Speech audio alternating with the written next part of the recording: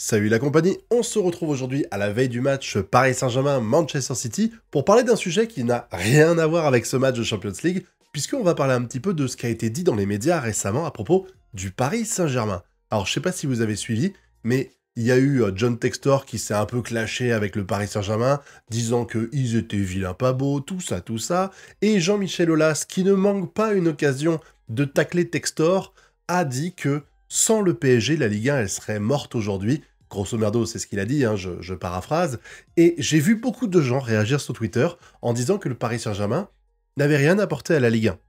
Et là-dessus, je ne peux pas laisser passer ce genre d'ineptie incroyable, parce que aujourd'hui, si la Ligue 1, elle tient encore debout, on parle de tenir debout, là je te parle pas d'avoir progressé de fou, c'est grâce au Paris Saint-Germain, pas que évidemment, mais en tout cas il fait partie des acteurs majeurs, et si le Qatar n'était pas arrivé dans le budget du Paris Saint-Germain, je pense qu'aujourd'hui la Ligue 1 elle serait morte, mais morte vraiment, je ne déconne pas. Et on va essayer de revenir un petit peu sur tous les aspects qui me font penser ça, donc on va commencer par un truc assez simple, les compétitions européennes, parce qu'elles rapportent un bras au club. Soyons clairs, c'est un budget conséquent. On peut monter si on arrive à se démerder un petit peu, rien que les années précédentes, avant qu'il y ait cette super pool qu'il y a aujourd'hui, rien que la participation aux phases de groupe, t'es déjà à 15 millions pour la C1. Et derrière, je crois que chaque victoire, tu gagnes 3 millions, un nul c'est 2 millions, je crois, ou 1 million, un truc comme ça. Donc très vite, sans compter qu'après, t'as des bonus quand t'arrives à passer en huitième de finale, en quart, etc. Je crois que les huitièmes, c'est déjà 10 millions de plus, le quart, c'est 10 millions de plus encore, et plus les recettes marketing, les droits télé par rapport à tout ça et tout, c'est un putain de jackpot d'arriver à monter en C1, ne serait-ce que de faire les qualifications. C'est déjà beaucoup pour certains clubs. Franchement, quand tu vois Brest cette année, ils vont avoir un budget incroyable grâce à ce qu'ils sont en train de faire en Coupe d'Europe. Tant mieux pour eux et c'est formidable. Mais ils ne seraient pas en Coupe d'Europe aujourd'hui si on n'avait pas eu le Paris Saint-Germain qui avait servi de moteur toutes ces années. Parce que si on prend les points, alors je vous ai dit, le coefficient UEFA, il se calcule par rapport à la moyenne de ce qu'apportent les clubs par rapport à leur performance. Par exemple, le PSG, sur les 5 dernières années, ils gagnent des points s'ils se qualifient, s'ils gagnent des matchs et tout. Ils ont rapporté 116 points à la France. Pour vous donner une toute petite idée, le deuxième, c'est l'OM, et ils sont à 48. 48, le Paris Saint-Germain a plus du double. Et même en cumulant le deuxième et le troisième, à savoir Lille qui est à 47, tu n'arrives même pas à atteindre ce qu'apporte le Paris Saint-Germain. Vous allez dire c'est normal, ils ont un gros budget, ils vont loin et tout. On est d'accord. Mais ce que je veux dire par là, c'est qu'aujourd'hui, la France, elle est 5e au coefficient UEFA. S'il n'y avait pas le Paris Saint-Germain, et que tu allais grappiller au fond, parce que les clubs là, je parle de l'OM et de Lille, mais sinon les autres, c'est Monaco 24 points, Nice 17 points, Nice, c'est très peu. Si tu enlèves le Paris Saint-Germain qui représente à lui tout seul quasiment un quart des points, voire même un tiers des points que la France a gagné ces 5 dernières années, la France descend à la 7e ou la 8e place, au lieu de la 5e. Pour vous donner une petite idée, aujourd'hui on a 4 clubs en Champions League. Si on était 8e ou 7e, même 7e, on en aurait un.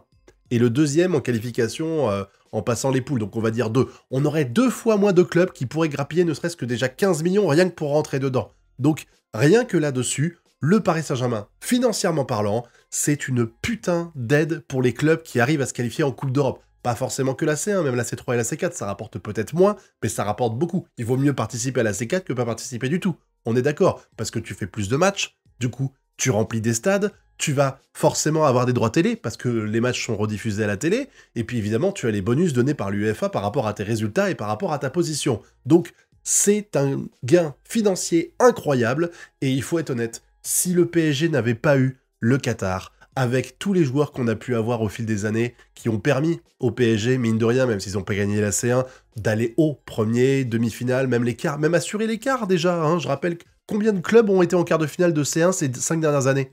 Vous pouvez m'en citer? Je crois qu'il n'y en a eu aucun. Voilà. Donc le Paris Saint-Germain déjà est un moteur financier pour les gros clubs de Ligue 1 qui arrivent à se qualifier régulièrement en Coupe d'Europe. Et je parle pas que pour la C1, hein, je parle aussi pour les gens qui arrivent en dessous. Donc la 5e, 6e, voire peut-être même, je crois, 7e place. C'est quand même impressionnant. Quand tu vois, si t'avais pas le Paris Saint-Germain, on n'en serait pas là. Et financièrement, ces clubs-là seraient encore plus à la rue qu'ils ne le sont aujourd'hui à cause des problèmes de droit télé. Et j'en parle parce que l'argument principal des gens qui critiquent le Paris Saint-Germain en disant gna gna gna, ils ont rien apporté, ils parlent de l'aura de la Ligue 1, ils parlent des droits télé, ils disent voilà, les droits télé ils puent la merde, le Paris Saint-Germain n'a pas aidé, mais réfléchissez 2 secondes, si le Paris Saint-Germain n'était pas là, on serait encore plus dans la merde. À votre avis, comment ça se fait que les droits télé ont été vendus à l'international comme de par hasard quand Messi débarque au Paris Saint-Germain? Là, tu vois tous les pays qui avant diffusaient même pas les matchs de France, de Ligue 1, d'un coup ils se sont dit « Oh putain, il y a Messi, on va diffuser ». Je veux dire, même si ça rapporte pas énormément, ça apporte de la visibilité. Et les médias en ont parlé, il y a eu plein de choses. Je veux dire, quand tu as dans ton équipe, quand tu as dans ton championnat Messi, Neymar, Mbappé, t'inquiète, l'aura, elle est là. Le vrai problème qu'il y a eu à propos des droits télé, le vrai problème, il n'est pas au niveau du Paris Saint-Germain qui n'a pas aidé à monter le tarif des droits télé.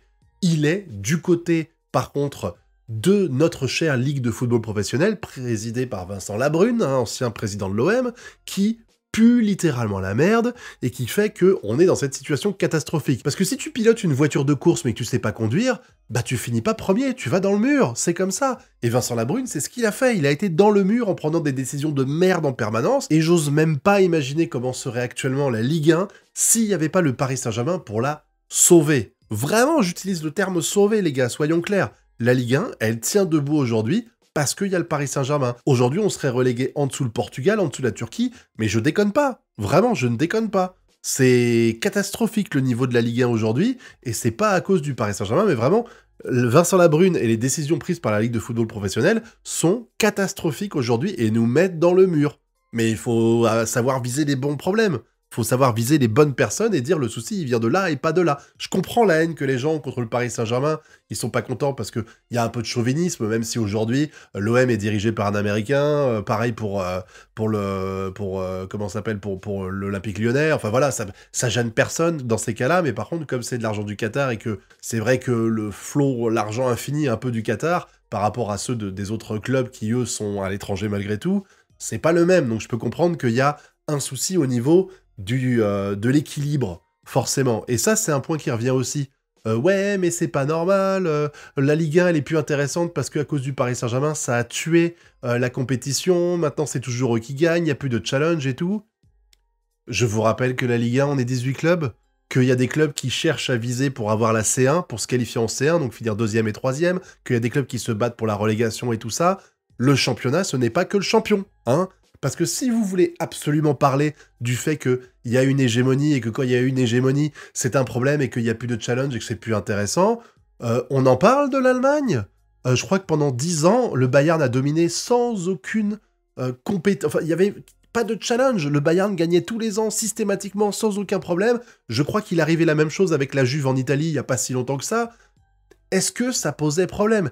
Est-ce que les gens disaient « Ouais, le championnat allemand pue la merde parce que le Bayern gagne tous les ans ». Non, quand en France, Lyon a dominé, mais il n'y a pas d'autre terme, Lyon, c'était une pépite à les voir jouer, ils surclassaient la Ligue 1 en permanence, ça a duré 8 ans, je crois. Pendant 8 ans, Lyon a gagné le championnat de France, et ils gagnaient pas avec un point d'écart, hein. Soyons clairs, hein. Les mecs, ils gagnaient des fois avec 3-4 journées d'avance, hein. Donc vraiment, le challenge était mort. Dès qu'on arrivait au mois de janvier-février, on savait déjà que Lyon allait quasiment être irrattrapable, à moins que tous les joueurs meurent dans un accident d'avion. Donc soyons clairs, c'est pas non plus une excuse de dire il n'y a plus de challenge pour la première place, parce qu'il n'y a pas que la première place qui compte. Si vous regardez que la première place de Ligue 1, c'est triste, vous n'avez pas compris comment marche un championnat, avec le fait qu'il y a 18 équipes qui s'affrontent, et que, à part le ventre mou qui lui vise rien, et qui finit 10-12e, les autres, ils bataillent. Ils bataillent soit pour arriver en Coupe d'Europe, peu importe laquelle, soit pour essayer de se sauver les miches et éviter de descendre en Division 2. Il y a du challenge en permanence. Alors oui, c'est moins glamour de viser la 2e place que de viser la première, on est d'accord. Mais ça n'empêche que on peut pas se contenter de dire s'il n'y a pas de challenge pour le premier, alors c'est pas intéressant de regarder. Je suis désolé, on peut pas se limiter à ça et dire qu'aujourd'hui, si le championnat de France se vend pas, c'est parce que Paris Saint-Germain domine le championnat de France. Je suis pas d'accord et il y a eu pas mal d'exemples, comme j'ai dit, dans les autres pays, qui prouvent que c'est pas un problème quand il y a une équipe qui domine.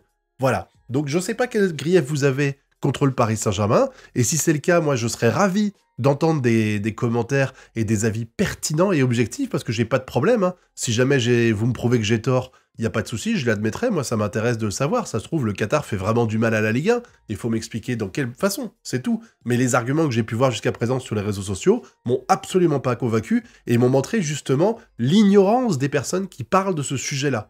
Et leur haine du Paris Saint-Germain, à mon avis, hein, classique malheureusement. Voilà, donc n'hésitez pas à me donner votre avis là-dessus en commentaire. Et puis vous connaissez la chanson, le pouce bleu, l'abonnement et le partage. Quant à nous, on se retrouve bientôt pour de prochaines vidéos.